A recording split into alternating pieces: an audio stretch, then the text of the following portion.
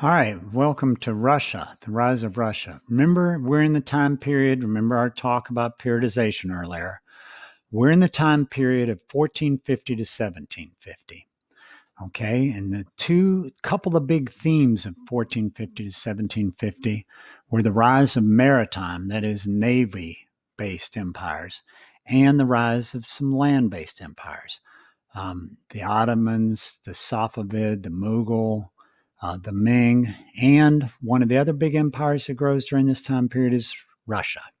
So, what we're going to be looking at is the expansion of Russia. Now, it's important to realize that in 1450, Russia, as we think of it today, did not even exist. It was under Mongol control, loose Mongol control, but nonetheless Mongol control. And Kiev had been the first great Russian city. But that's not the great Russian city we think of today. We think of Moscow. So, what we're going to try to do is talk about how Moscow and Russia grow during this time period and become powerhouses by the end of this time period.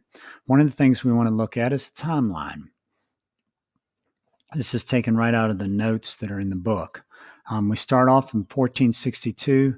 Much of Russia is freed from the Tatars, that's the Russian word for the Mongols, by Ivan III, also known as Ivan the Great. And by 1480, Moscow is free. And then Russia begins to expand to the south a little bit, down towards Kiev. His grandson, Ivan the Fourth, will take over. Now, his nickname is not Ivan the Great, but Ivan the Terrible. We'll talk about what he does to get that nickname. Russia expands into Central Asia and expands towards Western Siberia. Ivan IV does some things that usher in the time of troubles. That's 1604 through 1613, where Russia's divided up and facing outside attack. We'll talk about that. Then we get a couple of the really well-known rulers, 1689 through 1725. So for 36 years, Peter the Great reigns Russia. We'll hopefully have some time to read a little bit about him. Then notice he goes into the wars with Sweden. That'll come back. We'll talk about that. And then we get the reign of Catherine the Great, 1762 through 1796. So she reigns for 34 years, and she'll kind of end this time. Now, you're sitting there going, wait a minute, Mr. McKernan. You talked about 1450 to 1750. But you've got your timeline going through almost 1796, almost up to 1800. Well, please remember, one of the things about periodization is that the years don't always line up real cleanly. Okay? All right, so let's get into our story. So, first off, we got a little after 1450, we've got Ivan III. He frees Russia from Mongol rule. What he actually does is he stops paying taxes to the Mongols. Earlier rulers had said the Mongols could not choose their princes anymore, the Prince of Muscovy, because Moscow really at this point is what we're going to come to think of as Russia, really is Moscow and the surrounding city-state area, the surrounding agricultural area. Thus we call it Muscovy. He organizes a strong army. He wants to keep the Mongols out, and he wants to expand. And that's number 3. One of the big themes, and you're going to see this with every one of these 4 rulers we mentioned. Expand Russian holdings. Expand the Russian Empire. Grow, grow, grow. All right, his grandson Ivan IV takes over. He actually was considered a pretty good ruler in the beginning. Chroniclers of the time refer to him as being intelligent, reasonable, handsome. So he'll continue the theme of Russian expansion. He also starts something that will be a theme from Russia from his time period all the way to the present, from 1500s to the present, and that is the secret police. He will establish the secret police. Will it go away? Will the secret police go away when the czars take over? No. Will the secret police go away when the communists, Soviets take over Russia? No. We'll call it the KGB. And is it gone now that Putin's in control? No. Putin actually was a member of the KGB, so the secret police will be a continuous theme. However, he seems to have gone insane or at least paranoid later in life. How can I make such a bold statement? Well, we've got a couple pieces of strong evidence. One is that he had St. Basil's Cathedral built. Beautiful cathedral with the onion skin domes. It's gorgeous. He thought it was the most beautiful building he had ever seen built, and he was so impressed that he invited the architect into his office and had the architect blinded, had both his eyes cut out. You say, he builds the most beautiful building in history, and you have his eyes cut out? Ivan IV has his eyes cut out? Yes, because he didn't want him to ever build anything as beautiful or more beautiful than that. He also killed every relative who might have a claim to take his place. That means he kills all potential heirs. Anybody who's in line to maybe become Tsar of Russia is killed. And that's going to usher in what we call the time of troubles. Okay? That's coming up.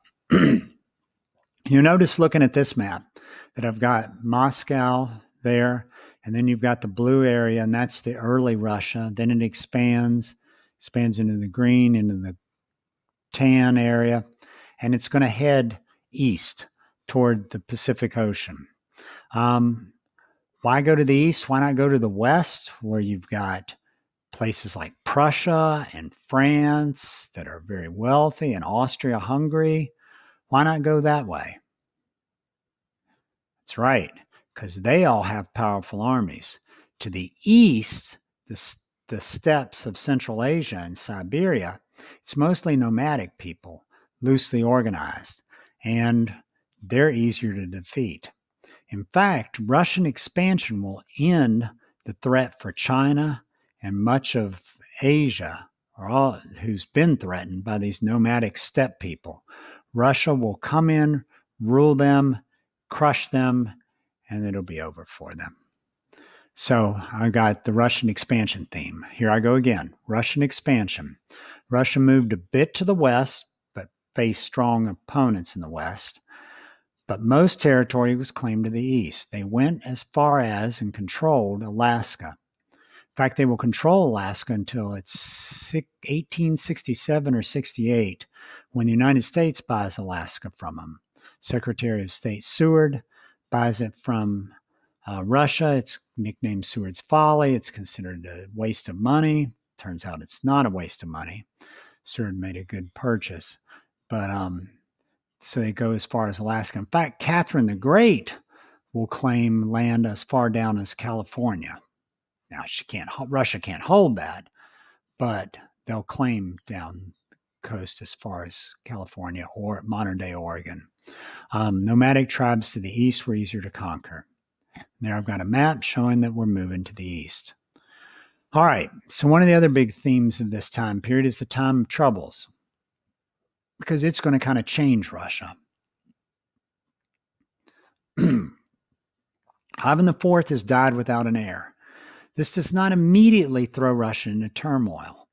Russia is not organized, doesn't have a single ruler, and a lot of the nobles, or boyars, you see them there in line 3, B-O-Y-A-R-S, boyars, the nobility, they kind of like it. They claim autonomy over their area. They establish their own militaries. They're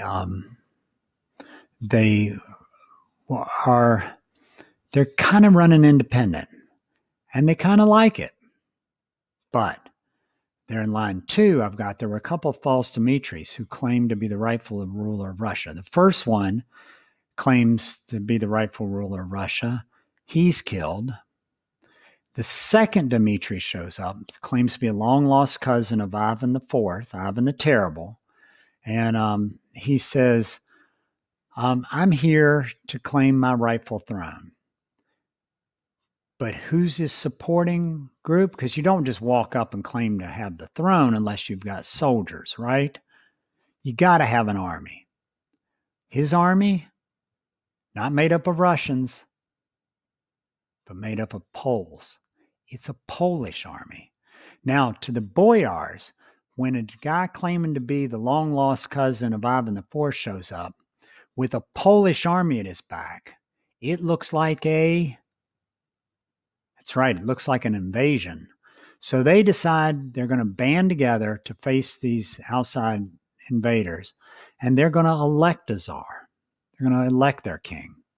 So they choose Michael Romanov. Now, Michael Romanov fits the bill in a couple of ways. Number one, the powerful families of Russia don't want any of the other powerful families to get to be czar, because they're afraid if one of them becomes too powerful, they'll tell the others what to do and there'll be trouble. So they pick a second level family, the Romanovs. They also pick Michael because he's young, about 13, 14, somewhere along in there. They figure second tier family, younger guy, we can dominate. Does Michael Romanov turn out to be a pushover? No, he turns out to be a pretty formidable guy. And he will take over and establish the Romanov dynasty, which will last over 300 years, from 1613 until 1917. You may not know this yet, but that's World War I. That's the Bolshevik Revolution. The communists take over Russia. So his family will rule Russia for over 300 years. It's a long time. And as I've been saying, keeping up with our theme, they continue their expansion. In fact, you'll note that Peter the Great pretty much reaches all the way to the Pacific. So why does he get the nickname Peter the Great? Well, he does a couple things. First of all, he moves the capital from Moscow to St. Petersburg. He has to actually build a city there because it's a swampy area. And he has to claim it from the Swedish Empire. So he goes to war with the Swedes for about 20 years. And during that time, he'll gain a good bit of land. And one part of that land becomes St. Petersburg. Why does he want St. Petersburg? Because he wants to westernize Russia. He wants to make it more like the rest of Western Europe. Okay? And he needs a port. And St. Petersburg is on the Baltic Sea.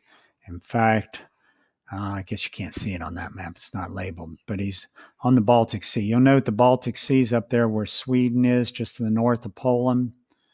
Okay.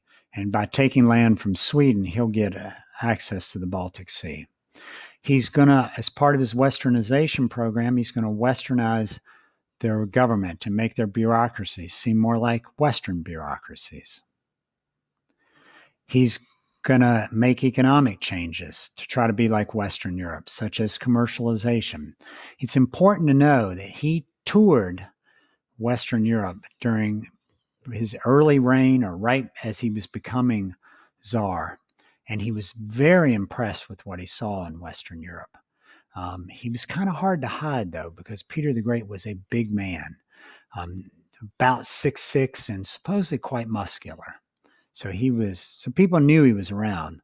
But one of the things he really met up with was in Western Europe was Navy, the British Navy. He was really impressed with that. Number 4, he made cultural changes, such as changing the way people dress to make it look more Western, imported Western music, made the nobility, the boyars, eat with utensils like forks and knives. Couldn't use their hands anymore. They couldn't have those really long beards either. They had to cut those shorter. He reformed the military. He brought 1 out of every 20 men in Russia was drafted into the military, conscripted, if you will. It's conscripted in the military for life. So he had a huge army. He built Russia's first navy by taking St. Petersburg. He takes over Russia's first navy. But the reality of the situation is it really only impacts the nobility. For the average peasant, no. His life goes on day to day as it's always been. He's either a serf or a peasant who works for a lord, a large landholder, and for him, life doesn't really change. Catherine the Great. Now, Catherine the Great's story is fascinating. She continues westernization. She was very interested in the Enlightenment philosophers, read them.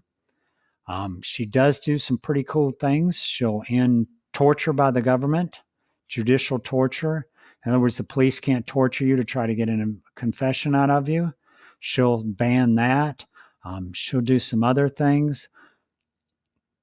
She, like every other successful czar during this time, will continue to expand. In fact, she gets part of Poland when Poland's divided up. So she's pretty successful there. However, she does some things that are kind of, we would consider negative. One of them is she strengthened the boyars, the nobility's control over the serfs, the peasants. Why does she have to do that? Well, if you've done the homework already, you know this. But essentially, here's what happens to Catherine. All the nobility of Europe in the 16, 17, 1800s marries into each other. So there's a ton of intermarrying going on. The royal family in Prussia marries the royal family in Russia. The royal family in France will marry the royal family in Spain, Austria. So they kind of keep it to themselves because they don't want that bad blood that normal people like you or I, have. But she's married, and her husband, who is czar, your book refers to him as being retarded. That's not what historians think, and I think that was a mistake to word it that way. However, the historians do believe he was a cruel man with some mental health issues. How can I say that? Well, let me explain. There are stories of him torturing animals when he was a child, and him being very abusive and cruel. And Catherine was probably a victim of this cruelty. Now, how much she knew about her husband's murder is up for a little bit of debate. It's generally, the general consensus is that Catherine knew her husband was going to be murdered and that she at least approved of it. Some suggest she planned it. That's harder to prove. But it was clear the boyars, there was some nobility and those in the military who wanted him dead. So when she takes over, she's a German ruling Russia. She's got to keep the boyars, the nobility happy. And trust me, this woman had enemies. They told salacious stories about her, horrible stories about her, trying to make her seem bad. We don't believe any of those stories because it was her enemies doing the talking, but she did have enemies. So she always had to kind of walk a fine line. As a German ruling Russia, she wanted to change Russia, continue to westernize Russia, but she had to be careful because if she ticked the boyars off, she was in trouble. And so you'll see here, continued expansion under Catherine. So what were the themes of this chapter of early modern Russian history? Number one, serfdom. It's really going to come back in the next time period. Serfdom is a problem. Russia is a heavily agricultural place. It's got a lot of natural resources, a lot of wealth, potential. But that commercialization Peter tried to bring in, that kind of minor manufacturing before the industrial age, very little to none. They engage in trade. Mostly they trade out natural resources, cheap natural resources, and they're economically dependent upon other places. Number three, Russia faces social unrest. Okay, I told you Russia is an empire. It is not a nation state. Not everybody in Russia is Russian.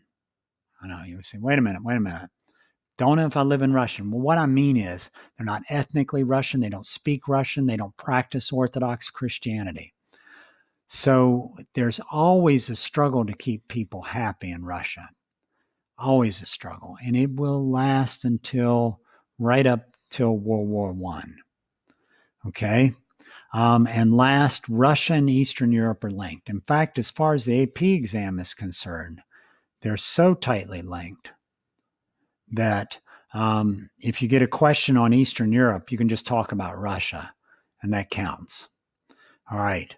So to wrap it up, please remember to have taken some notes, put them on notebook paper, take some pictures of them, and post them on Canvas. Thank you, guys, and thank you for paying attention. And where did my mouse go? I just had it a second ago. There it is. Thank you.